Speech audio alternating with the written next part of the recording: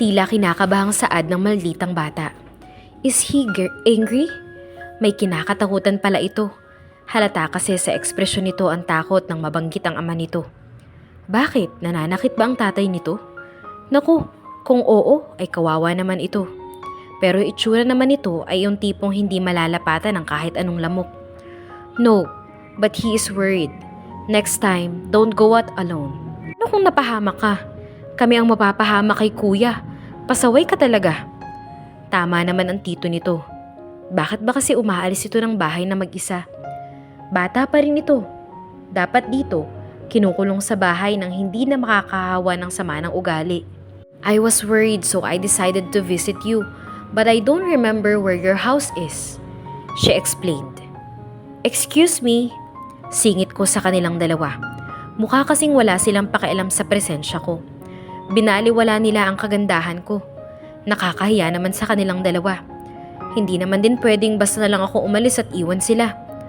Humarap sa akin ang batang kasama ko. Namewang pa ito. Back to Maldita mode na naman siya, kaya syempre, ganun din ako. Siya lang ang pwedeng magkasungay sa aming dalawa? He's my uncle. I am not lying. Binigyan ko ito ng peking ngiti. Wala naman akong sinabing sinungaling ka. Hindi lang ako naniniwala sa sinabi mo kanina. Kahit sino naman ang nasa kalagayan ko kanina ay hindi talaga agad maniniwala. Sa panahon ngayon ay mahirap nang magtiwala kahit pa sa bata. Naninigurado lang ako. Pero hindi ko talaga ine-expect na tito niya ang lalaking nasa harapan namin ngayon. Sikat ito. Tapos may pamangkin na pakalat-kalat kung saan at napulot ko pa. Okay lang sana kung mabait na bata. Kaso may sungay na agad kahit maliit pa lang. It's the same. No, magkaiba yun. Giit ko. Sinamaan niya ako ng tingin pero pinagtaasan ko lang siya ng kilay. She is still a kid. Hindi gagana sa akin ang katarayan niya. Kung kamalditahan lang ay hindi ako papatalo sa kanya. Wait, stop fighting. Awat sa amin ni Jake. We are not fighting. Sabay naming sigaw kay Jake. Raised his two hands. Aren't you going to introduce me to your uncle? Saad ko habang todo na nga ang ngiti. Pero mas lamang ang pang-aasar ng ngiti ko. Lumapit pa ako sa kanya para bumulong. He is handsome. Pwedeng akin na lang? Ireregalo ko lang sa kapatid ko. Pangiinis ko sa kanya. Sinamaan niya ako ng tingin pero nanatili akong nakangiti sa kanya. No way! He is not a toy. May sinabi ba akong laruan siya? Hindi ba talaga kayo nag-aaway? Alanganing tanong ni Jake. Hindi nga. Muli ay sabay na saad namin. Tumingin kami sa isa't isa bago sabay na umirap at ibinaling sa ibang direksyon ang aming mga mata. Okay, hindi na. I look at her again. I used my eyes to tell her na ipakilala ako sa tito niya. Minsan lang ako makakita ng artista kaya hindi ko na ito palalampasin pa.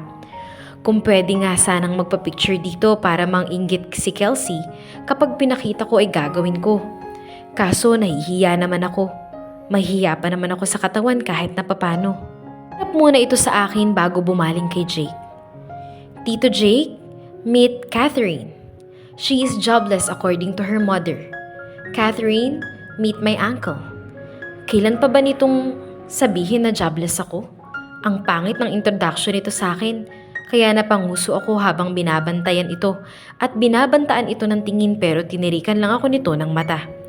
Ang sarap niya talagang kutusan. Nanggigigil ako sa kanya. You don't have to say that I'm jobless. Nakasimangot na saad ko bago inilahad ang kamay ko kay Jake. Pilit ang mga ngiti ko. Nice to meet you, Jake. I am Catherine, ang nakapulot sa pamangkin mo. Ipinagdiinan ko ang salitang nakapulot para inisin si Maldita Kid. Iniabot niya ang kamay niya. I am Jake. Pleasure to meet you too. Thanks for helping my niece. Hindi ko tinulungan ang pamangkin niya. Nagpumilit lang itong sumama sa akin. Kaya namang mabait itong si Jake. Bakit kaya ang maldita ng pamangkin niya? Halatang hindi sa kanya nagmana. Siguro sa tatay or sa nanay ito nagmana.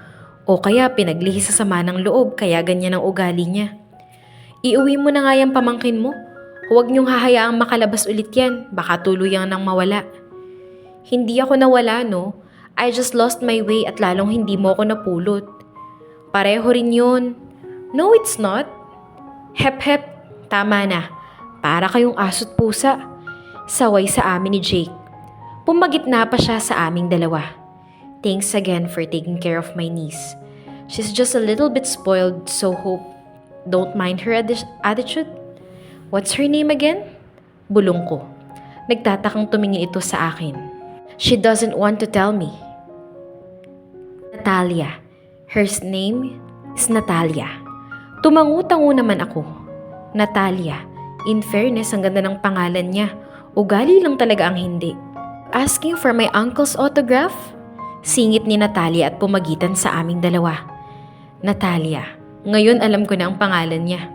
Pake mo. Namewang ako habang pinagtataasan siya ng kilay. May pake ako because he is my uncle. We will go na. Thanks for helping me. See you again soon. Sabi pa nito. You are welcome, but I don't want to see you again. I said and I gave her a sarcastic smile. Bumaling ako kay Jake. Mauna na ako. Wait, here's my calling card. May inabot siya sa aking maliit na card. Call me if you need help. Kahit ano, pasasalamat sa ginawa mo para sa pamangkin ko. Sige, salamat. Isinuksok ko sa likurang bulsa ko ang calling card. Hindi naman ako hihingi ng kapalit sa ginawa ko, pero in case of emergency ay baka magamit ko ito. Bye! Tumalikod na ako at bumalik sa bisikleta ko. Pang-asar ko pa na dinilaan si Natalia bago ako tuluyang tumalikod sa kanila.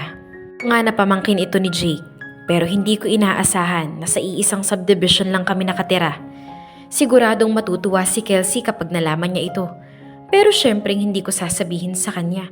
May pagka-stalker pa naman yun minsan, mahirap na. Hindi pa man ako nakakalayo ng husto. Natatawa ako habang nakatanaw sa papalayong si Catherine sakay ng kanyang bisikleta. She's like a kid. Sinasabayan niya ang katarayan ng pamangkin ko. What's funny? Mataray na tanong ni Natalia. She gave me a bored look. Ginulo ko ang buhok niya dahilan para makatanggap ako ng mas matalim na tingin buhat sa kanya. Don't ruin my hair. Anito at nauna nang sumakay ng kotse. Nakahanap ka ng katapat mo, no? Komento ko bago ini-start ang kotse. I like her. She's nice. Nice? I look at her with disbelief. You two are like cat and dog. I saw how they treat each other a while ago. Tila lagi silang magsasabong kapag magkasama sila. Have a smart mouth. Like you? Lumabi ito bago inirapan. Habi na talaga nito ang umirap tuwing naiinis or napipikon. Mabilis din naman kaming nakarating sa bahay ko dahil nasa loob lang din naman ito ng subdivision. This is my hidden sanctuary. A place where I can rest without the press. I dialed my brother's number to inform her that I already found his daughter, who is now sitting like a boss in my living room. Bakit mo ba naisipang umalis ng bahay mag-isa? Dapat sana nagpasama ka sa driver o nagsabi ka kina Manang. Paninimula ko. Lahat nag-aalala dahil bigla siyang nawala. Habang ito ay parang wala lang sa kanya ang lahat. Paanong kung napahamak nga ito? Kung nakidnap? Sa panahon pa naman ngayon ay uso na ang masasamang loob. Mabuti na lang talaga at isang gaya ni Catherine ang nakakita dito. I told you, I was freaking bored. They were all busy, so I didn't bother them. The taxi driver just dropped me off in front of the subdivision's gate. And I don't know your exact address. That's why I asked for Catherine's help. She explained. She even scratched her nose. Call me and I will fetch you. Don't go out alone. If you are not afraid of the bad guys, be afraid to your father's anger because he can eat all of us alive. Kapag napahamak kasi siya, lahat kami ay mananagot. Sa sobrang ikli pa naman ang pasensya ni Kuya, sigurado akong nagsigawan na nito ang mga katulong sa mansyon niya matapos malaman na nawawala ang pasaway niyang anak. He will not be angry to me. He loves me, she said with a smug smile. And my daddy is not a monster to eat all of us. But how about the people around you? They are the one who will receive the punishment because of your fault. So next time, don't be so naughty ha? Okay? Napipilitang tumango naman ito. But I doubt kung nakikinig ba talaga ito sa mga sinabi ko. Sa tigas ng ulo nito, si kuya lang talaga ang nakakapagpaamo dito. Ako sa harap ng computer ko dahil may tinatapos akong deadline para sa story ko. I am writing the erotic part. Wala akong experience sa mga ganitong bagay, pero hindi iyon hadlang para hindi ako makapagsulat ng mga eksenang medyo hindi maaari sa mga minor readers. Kahit alam kong sa panahon ngayon, kung sino pa ang bata ay sila pa ang mahilig magbasa ng mga ganitong genre. I am an erotic writer, kaya madalas ay puro kababalaghan talaga ang laman ng kwento ko. At siguradong kapag nalaman ni Papa na ganito ang sinusulat ko, tuluyan na akong mapapalayas dito sa bahay. Kaya nga ang alam lang nila ay writer ako. Hindi ko sinasabi sa kanila na nagsusulat ako ng mga pantasya ng iba. I am engrossed to what I am typing, pero biglang napakunot ang noo ko. May nakikinig akong mahihinang hikbi. Tumaas ang mga balahibo ko sa batok at braso. Romance ang sinusulat ko, pero bakit tila pang horror yata ang nararamdaman ko ngayon? 2 in the morning, kaya mas lalo akong kinalabutan. Dati naman kapag ganitong oras ay tahimik na ang paligid. Tanging ang tunog na lang ng keyboard ko ang aking naririnig.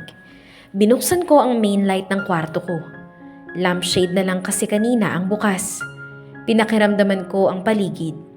Idinikit ko ang aking tenga sa dingding. Nawala naman na ang naririnig ko. Siguro ay guni-guni ko lamang iyon.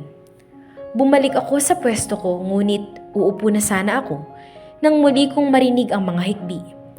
Kinuha ko ang tennis racket na nasa may gilid ng lamesa ko bago sinundan ang hikbing aking naririnig. Dinala ako ng mga paa ko sa harap ng kwarto ni Kelsey. Dahan-dahan kong binuksan ang pinto. Walang kaluskos na lumapit ako sa kanya.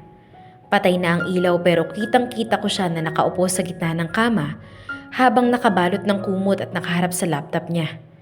Nakatalikod siya sa akin kaya sinilip ko kung anong pinapanood niya. Drama lang pala na si Jake Rivas ang bida. Nanggigigil na binatukan ko siya dahilan para mapasubsob siya sa screen ng laptop. Na talaga, akala ko may multo na, ikaw lang pala. Kung sa'yo ko kaya ihampas ang raketang hawak ko. Hinayaan ko siya ng raketang hawak ko. Nanggigigil ako sa kanya. Tinakot niya ako. Anong oras na gising ka pa? Tapos umiiyak ka pa. Ano bang nangyari? Si Jake kasi niloko siya. Napangiwi ako nang malakas itong suminga sa hawak na tissue. Hindi yan totoo, pero maiiyak ka para kang namatayan. Pero niloko siya ng asawa niya dito sa drama na pinapanood ko. Ang gaga ng babae. Ang gwapo at ang yaman na nga nagawa pang lokohin. Kung ako sa kanya, kung ako sa'yo, itulog mo na yan. Tantanan mo ng kakapanood ng drama. Pati palabas iniiyak mong baliw ka. Saad ko bago muling bumalik sa kwarto ko. Akala ko talaga ay may multo na. May baliw lang pala sa kabilang kwarto. Makaiyak, akala mo naman totoong pinapanood niya. Tsaka bakit ba ang lakas ng hikbi niya? Istorbo siya. Nasa best part na ako eh. Napamulat ako nang biglang lumiwanag ang paligid ko. Muli kong isinara ang mata ko nang masulo ako sa araw. Pagrereklamo ko. Nakapamewang ito habang may bintana. Malamang ay ito ang nagbukas nito at naghawi ng kortina. Lumapit ito sa akin at hinigit ang kumot ko. Nakipag-agawan ako sa kanya. Bigla niya akong hinampas ng kamay sa hita. Babangon ka o liliguan kita riyan sa pagkakahiga mo? Nagbabantang saad nito. Mabilis na akong napaupo at naiinis na ginulo ang buhok ko. Ma, maaga pa! Bakit ba lagi na lang nila akong ginigising habang masarap pa ang tulog ko? Tirik na ang araw, nakahilata ka pa rin. Bumangon ka na dyan. Tsaka linisin mo nga tong kwarto mo. Daig pang basurahan. Babae ka ba talaga? Kaya walang nagkakagusto sa'yo, napakaburara mo. Heto na naman siya. Tuwing nagbubunga nga siya, ang ending ay palagi ang pagiging single ko. Sinipa pa nito ang naapakang medyas ko. Lukot ang mukha nito muling tumingin sa akin. Bumangon ka na! Muling saad nito bago tuluyang lumabas ng kwarto ko. Tinatamad na tumayo akong buhat sa kama. Iginala ko ang tingin ko sa buong kwarto. Magulo ang desk ko. May ilang balat ng junk foods na nagkalat dahil hindi sumilid sa maliit na trash bin sa gilid. May mga damit din akong nakasampay sa kung saan-saan. Naglinis naman ako nung nakaraan na. Kailan nga ba yun? Last week yata. Pero magulo na naman ang kwarto ko. Muna ako sa banyo para manghilamos at alisin ang antok na nararamdaman ko. Paglabas ko ay namewang muna ako. Iniisip ko kung saan ba ako magsisimulang manlinis. Kumuha ako ng isang malaking plastic bag at simulang damputin ang mga nagkalat na balat ng chichirya at ang mga bote ng mga juice na ininom ko. Sinunod ko naman ang mga nagkalat kong damit. Nilagay ko lahat sa dirty laundry. Vinacuum ko na rin ang mga sahig. Para naman wala nang masabi si mama. Napangiwi ako matapos kong linisin ang lahat. Mukha na ulit kwarto ang silid ko. Napahawak ako sa tiyan ko nang bigla itong tumunog. Nagtungo ako sa kusina at naabutan ko si mama na nagagayak ng pagkain sa baonan. Ma, anong almusal? Almusal? Tanghali na. Tanghalian na dapat ang hinahanap mo. Oh, heto. Inabot nito sa akin ang isang pandesal na may cheese na palaman. Iyan lang ang natira. Pahuli-huli ka kasing gumising. Nakasimangot na kinuha ko naman ang tinapay at isinubo. Lamang tiyan din yun. Wala, nakalimutan ng papa mo itong baon niya. Ihatid mo muna sa kanya tapos pagbalik saka tayo magla-lunch. Utos nito at binigay sa akin ang lunchbox pero hindi ko tinanggap. Ang tandaan na ni papa tapos dadalhan ko pa ng lunchbox. Pang elementary lang ang ganito eh. Ma, ang layo ng university. Tsaka ang init no. Pabilihin mo na lang si papa ng lunch niya today. Sinamaan ako nito ng tingin. Iginalaw nito ang kamay na may hawak na baonan sa harapan ko. Napipilitang kinuha ko iyon. Alam mo naman ang tatay mo, hindi mahilig kumain ng luto sa labas. Kung ayaw mong mainitan, mag-tricycle ka. O sige, lumakad ka na. Nakasimangot na tumalikod na lamang ako. Kung magta-tricycle ako, hindi ko sigurado kung may dadaanan agad. Baka naman pagalitan nila ako pareho kapag na-late kong nadala yung pagkain ni Papa. Bakit ba kasi nakalimutan niya? Ako tuloy ang makikipagsagupaan sa init ng araw.